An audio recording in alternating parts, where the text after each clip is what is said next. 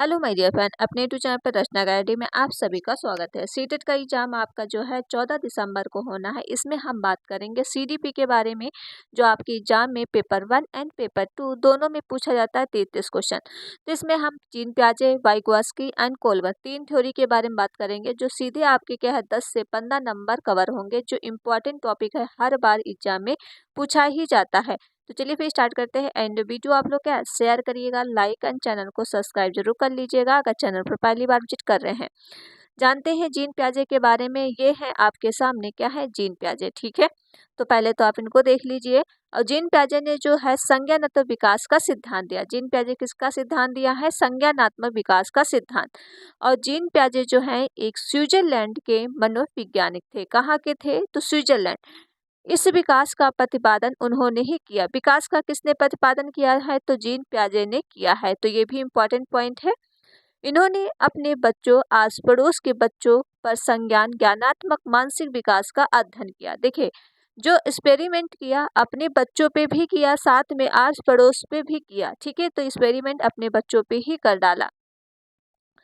इस सिद्धांत को विकासनात्मक सिद्धांत और अवस्था का सिद्धांत भी कहा जाता है। देखिए, जीन पियाजे के द्वारा जो सिद्धांत दिए गए दो हैं आपका, एक हो जाएगा संज्ञानात्मक सिद्धांत, एक हो जाएगा विकासनात्मक या फिर अवस्था का सिद्धांत भी कहा जा सकता है।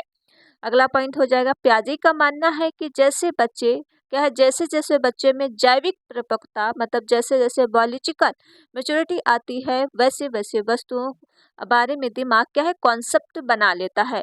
जीन पियाजे कहते हैं जैसे जैसे बच्चा बड़ा होता है, ठीक है, उसमें अपने दिमाग में है क्या क्या है कॉन्सेप्ट बनाते रहता है। जैसे उनकी अवस्थाएं जो हैं, 4 अवस्थाएं हैं। तो पहले हम ये बात कर लेते हैं, थोड़ा और जानिए। देखिए, बच्चे जो है सक्रिय ज्ञान निर्माता है। इन्होंने जो है नन्हे वैज्ञानिक भी कहा है। कई बार पूछा गया है कौन ऐसा वैज्ञानिक है जो बच्चों को क्या है नन्हे वैज्ञानिक कहा है? तो ये है आपके जीन पियाजे। संसार के बारे में सिद्धांतों की रचना भी करते हैं। जैसे अगला पॉइंट हम बात करते हैं।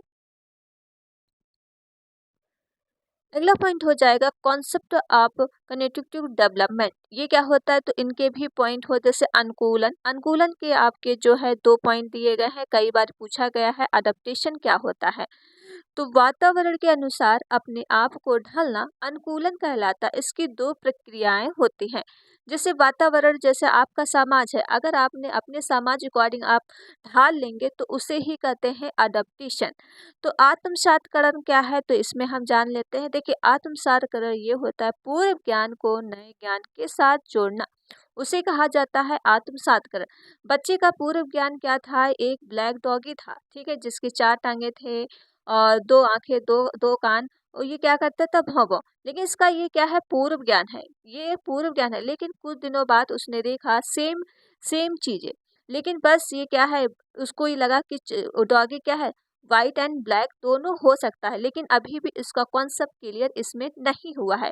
तो अपने ज्ञान में परिवर्तन कर लिया है कि काला के साथ साथ क्या है, व्हाइट भी हो सकता है।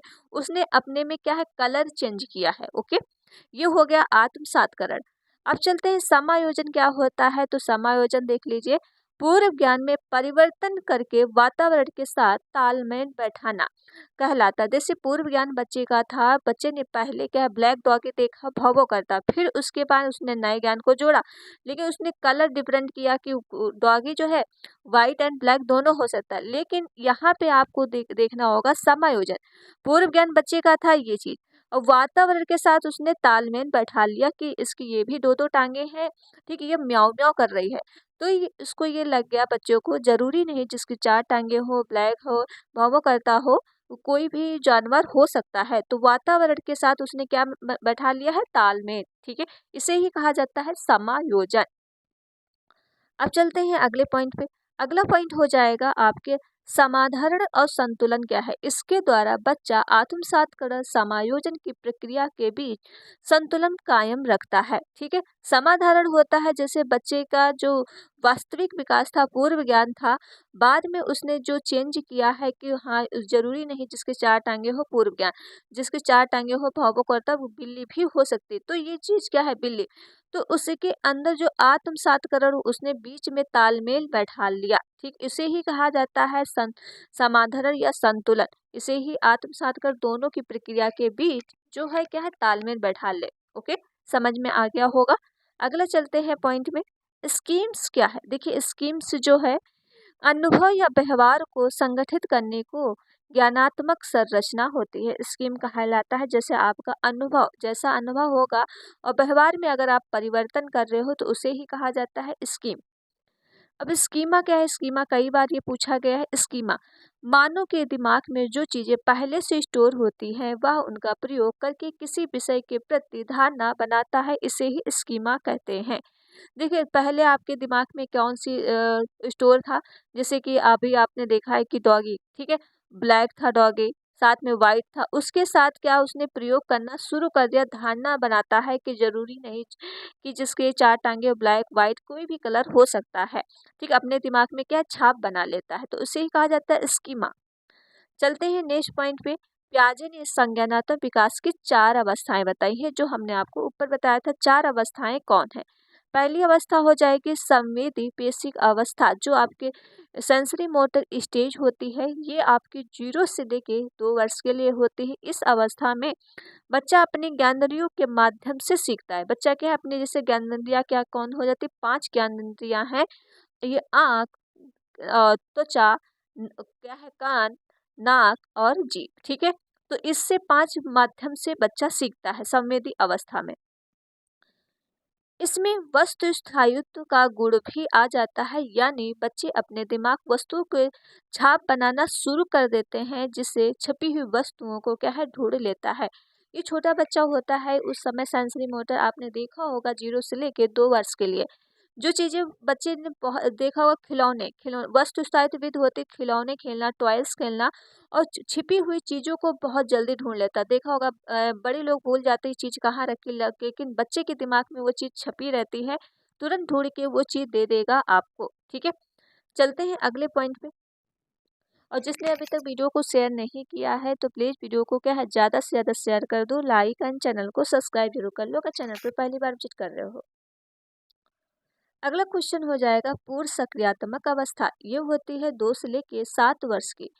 यह क्रिया करने से पहले की अवस्था है। इसमें बच्चा सामने आने वाली चीजों को देख पाएगा और समझ पाएगा, लेकिन कोई क्रिया नहीं कर पाएगा। इसमें क्या है, बच्चा जैसे 2 से लेके 7 वर्ष का होता है, तो इसमें जो चीजें वो कर लेता है लेकिन उस पे क्रिया नहीं कर पाता। जैसे इसकी 2 स्टेज हैं, जीवात और अहम केंद्रित और पाल्टी। जीवात में क्या है, जब बच्चा सजीव और निर्जीव वस्तुओं में अंतर नहीं कर पाता है। देखिए, बच्चा क्या है, जैसे जमीन पे गिरा तो वो रोने लगता है, उसको चोट लग जाती है, लेकिन उसकी मम्मा आती है जमीन को पीटने लगती है कि हमारे बच्चों को आपने गिरा दिया।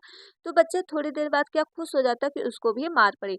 तो सजीव और निर्जीव में क्या है, वो अंतर नहीं कर पाता पूर्व सक्रियात्मक अवस्था में। अहम केंद्र क्या होता है, या जब बच्चा सोचना शुरू कर देता है कि जो वह कर रहा है सोच रहा है वह सब ठीक है। जैसे बच्चा क्या है, जो काम करेगा, मतलब अगर फोन फोन चला रहा है तो वो उसको लगता है हाँ बहुत अच्छा काम कर रहे हैं, ठीक है, या फिर खेल रहा है बहुत अच्छा काम कर रहा है, जो वो कर रहा है वो सोचता है हम बहुत अच्छा काम कर रहे हैं। वो होता है अहम केंद्रित।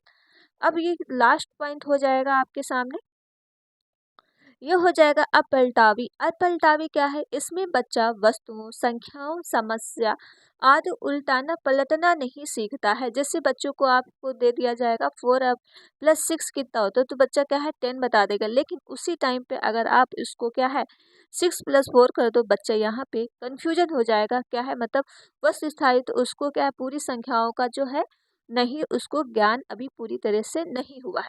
जैसे मुद्रा, संप्रत्यय, भार, ऊंचाई कॉन्सेप्ट की कमी की अवस्था में होती है। जैसे बच्चों को क्या है, आप अगर आप 2000 का नोट दोगे, लेकिन अगर आप कॉइन दोगे तो बच्चा क्या है कॉइन लेगा, सोचेगा ये बहुत ज़्यादा है, इसको सोचेगा ये ज़्यादा नहीं है, ठीक है। तो इस तरह से आप इसको समझिएगा। चलते हैं अगले पॉइंट पे।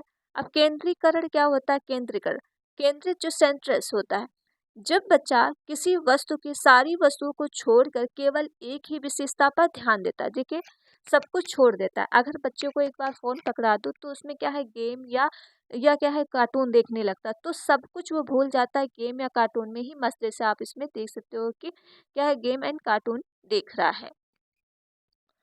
थर्ड अवस्था हो जाएगी आपकी, थर्ड अवस्था है मूर्ख सक्रियात्मक अवस्था। जो ये अवस्था चलती है आपकी 7 से लेके 11 वर्ष के लिए। इस अवस्था में बच्चा सामने रखी हुई चीजों को देखकर ही कुछ कर सकता है, उन पर चिंतन करना भी शुरू कर देता है। ठीक है, अब देखिए ये अवस्था पूर्व सक्रियात्मक के जस्ट उल्टा होता है। उसमें कुछ चीज का ज्ञान नहीं होता, इसमें क्या है, बच्चों को पूरी तरह से ज्ञान हो जाता है। जैसे इसमें देखोगे, इस अवस्था में अपलटावी, जीवात, मुद्रा, भात, कॉन्सेप्ट का गुण आ जाता है। आगमन त्रिकड़ा जो आपकी होती इसी भी अवस्था में आता है, यानी जब बच्चा उदाहरण के रूप में आधारित होकर तर्क भी करने लगता है, जैसे पेड़ जरूरी नहीं है हमारे लिए आंसर, क्योंकि ये ऑक्सीजन से मिलती है। ठीक है, तो ये चीज इम्पोर्टेंट है। चलते हैं अगले पॉइंट पे। अगला पॉइंट हो जाएगा फोर्थ पॉइंट, औपचारिक सक्रियात्मक अवस्था। ये होती आपकी क्या है, 11 से लेके 15 वर्ष, ये फोर्थ अवस्था है। यह संज्ञान के सर्वोच्च अवस्था, इसमें बच्चों को पूरी तरह से गुण आ जाता है। जैसे इसमें बच्चा क्या है, अमूर्त चिंतन भी करने लगता है। जैसे इसमें बच्चों को क्या है, निगनात्मक तकड़ा भी आ जाता है। इसमें बच्चा नियमों के ऊपर तर्क करने लगता है, जैसे मैथ एंड क्वेश्चन माइंड में ही हल कर लेता है, क्योंकि इसको नियम पता होते हैं। ठीक है, ये जो आपकी लास्ट अवस्था होती है।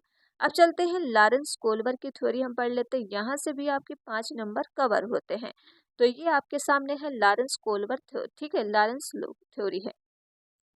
तो लॉरेंस का आप जाने गए हैं, कोल्बर कौन है ये।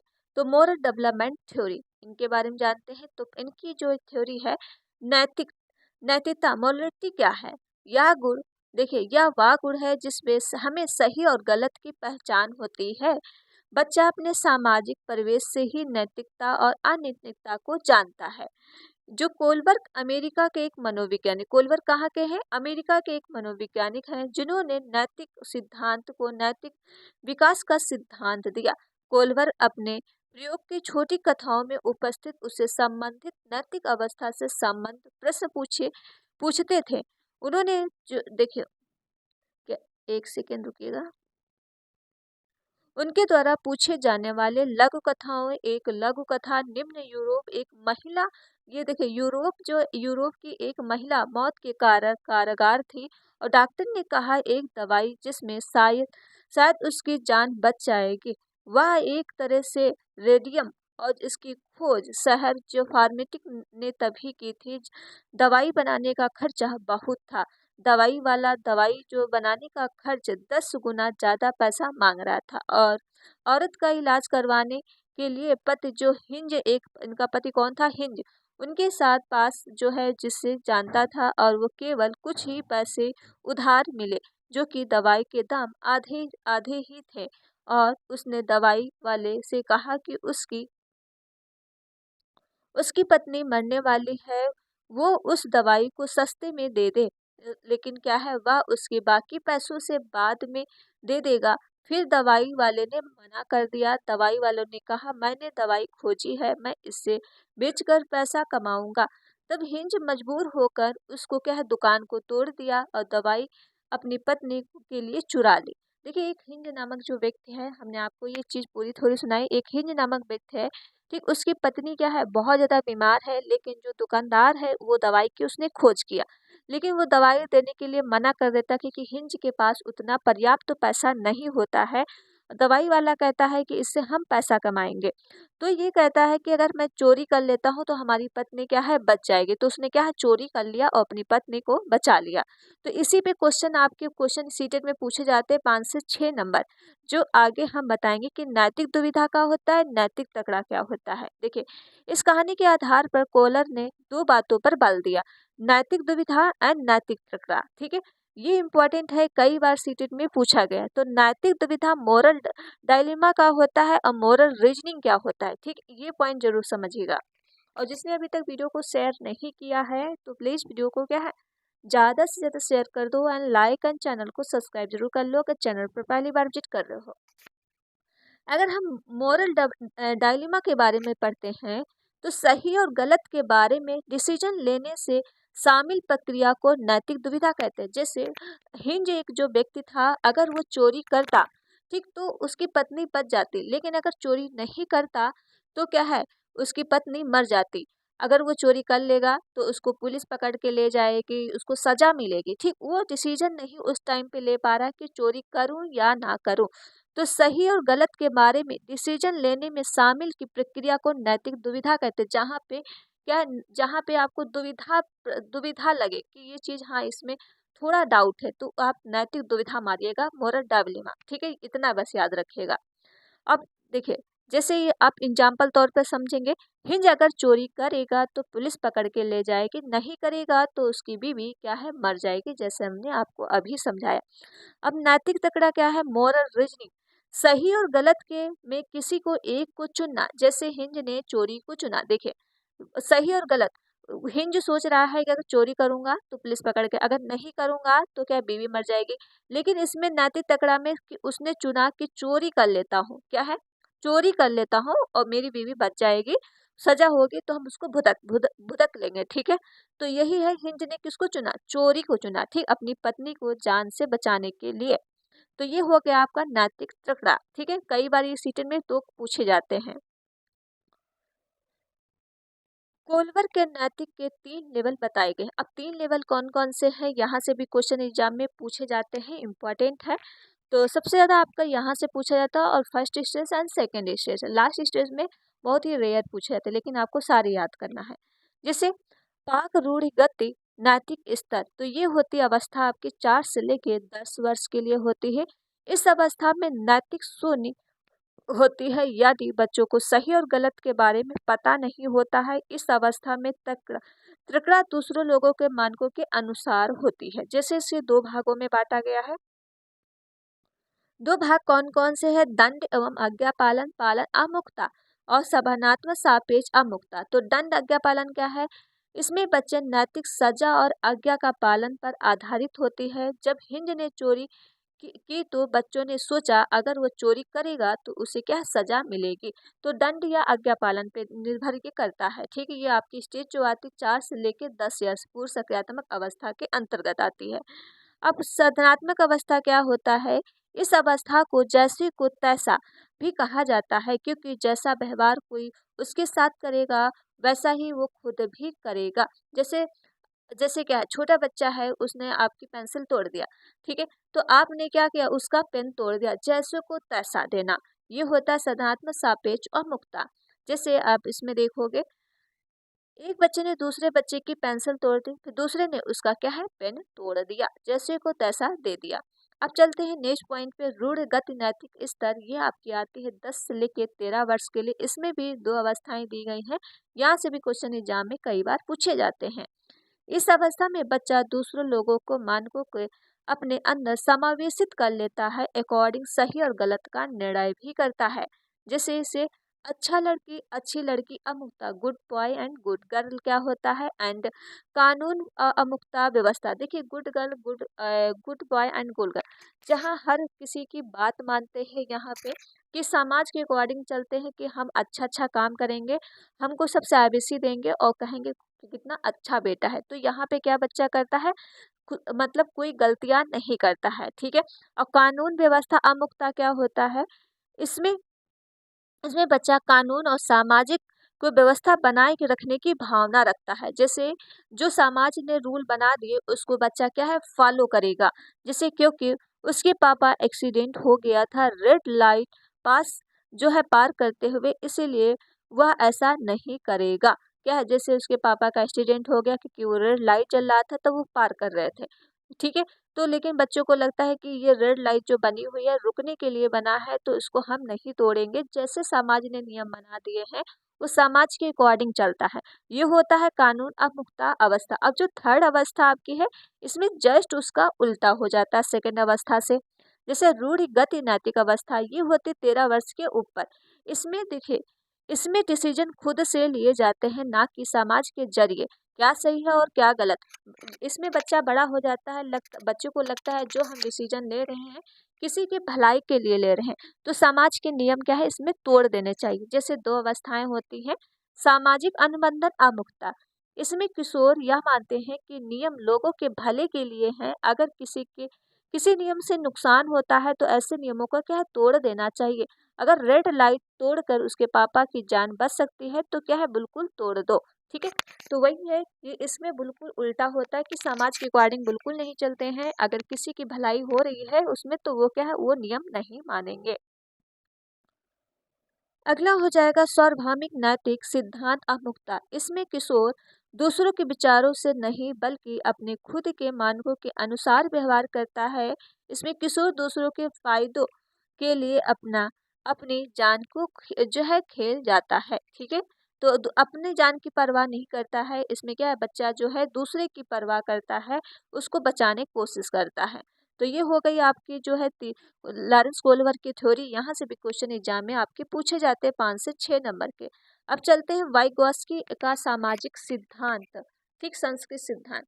यहाँ से तो आपके क्वेश्चन हर बार पूछे जाते हैं, तो ये आप देख लो। ठीक है, चलिए। और जिसने अभी तक वीडियो शेयर नहीं किया है तो प्लीज़ वीडियो को क्या है, ज़्यादा से ज़्यादा शेयर कर दो, लाइक एंड चैनल को सब्सक्राइब जरूर कर लो अगर चैनल पर पहली बार विजिट कर रहे हो। तो लॉरेंस वाइगॉस्की जो है किसका, देखिए वाइगॉस्की अगर आपको देखने को मिल जाए समाज और संस्कृत का उन्होंने सिद्धांत दिया, सोशल कल्चर थ्योरी। लियो वाइगॉस्की एक ये रूस के मनोवैज्ञानिक थे। उन्होंने सामाजिक संस्कृत का सिद्धांत का प्रतिपादन भी किया।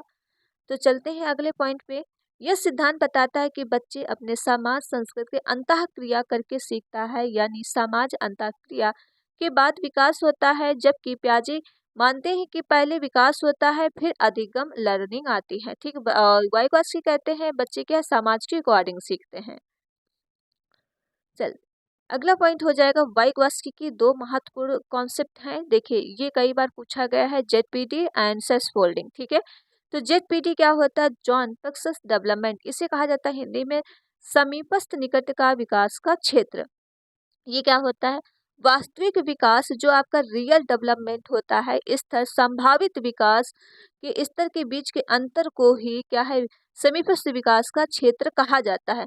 जैसे आपका वास्तविक विकास क्या है, जैसे हम एग्जाम्पल अगर तौर पे ले लेते हैं, आपका जैसे सीटेट का एग्जाम है। ठीक है, सीटेट का एग्जाम आपको 14 दिसंबर को है, लेकिन अगर आपने अभी तैयारी जैसे कर रहे हो तो आप जब मॉक टेस्ट दे रहे हो तो सीटेट में आपके कितने मार्क्स आ रहे हैं, मान लो 75 मार्क्स आ रहे हैं।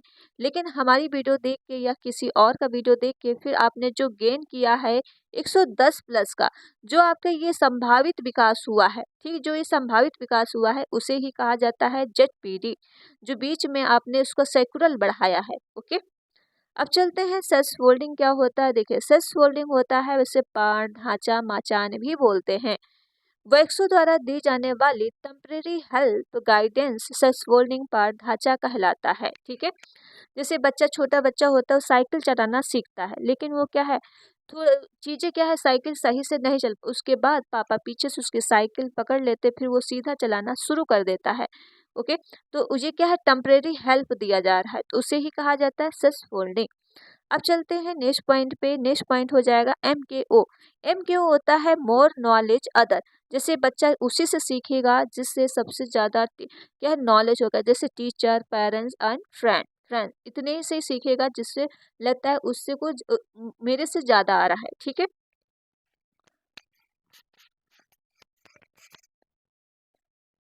चलिए अगला बात करते हैं भाषा के विचार। भाषा, इसके अनुसार भाषा चिंतन शुरू में अलग अलग होते हैं लेकिन बाद में एक साथ हो जाते हैं। वाइगॉस्की ने कहा कि पहले भाषा आती है बाद में विचार आता है। ओके, वाइगॉस्की का मानना है।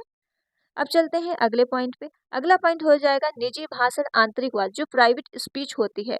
इसमें बच्चा अपने ही कार्यों को निर्देश देने के लिए भाषा का प्रयोग करता है। देखिए इसमें बच्चा क्या होता है, अपने आप से वार्तालाप करता है। जैसे बच्चों को कुछ भी टी शर्ट या कुछ करना है काम, तो अपने आप से कि ये ठीक रहेगा कि नहीं ठीक रहेगा, जो अपने आप से कि डायरेक्शन दे। ठीक है, उसे ही कहा जाता है प्राइवेट स्पीच। तो ये हो गई आपकी क्या है, वाइगॉस्की लॉरेंस कोलवर जीन पियाजे की थ्योरी। कल हम पढ़ेंगे सिगमंड फ्रॉइड की थ्योरी। तो प्लीज़ वीडियो को क्या है, आप लोग ज़्यादा से ज़्यादा शेयर करिएगा, लाइक एंड चैनल को सब्सक्राइब। मिलते हैं नेक्स्ट वीडियो में। Thank you friend.